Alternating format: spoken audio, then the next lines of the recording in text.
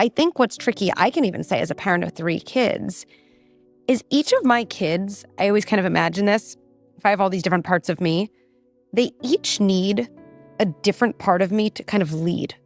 Like, they almost need different lead parents, right? So my kid who is my deeply feeling kid, I know what's so important is that I believe her experience, and I better be ready with certain boundaries because she feels things so intensely.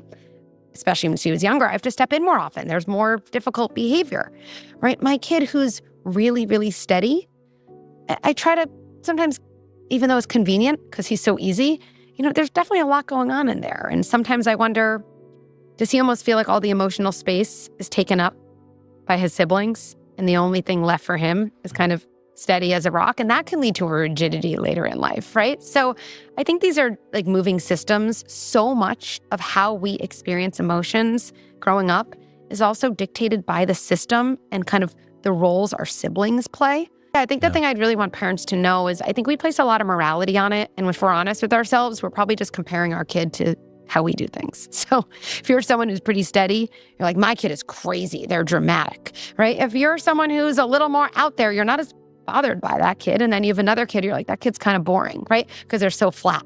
And so, I think this is true in couples too. Whenever we're fighting, we're probably just saying, why can't you be more like me? When we're triggered by our kid, we're like, why can't you be more like me? Right? That's probably what we're always saying to each other, going back to communication. But if you take a little different perspective of, hold on a second, there's no wrong or right way to feel emotions. Some behaviors are not allowed, but all the emotions have information.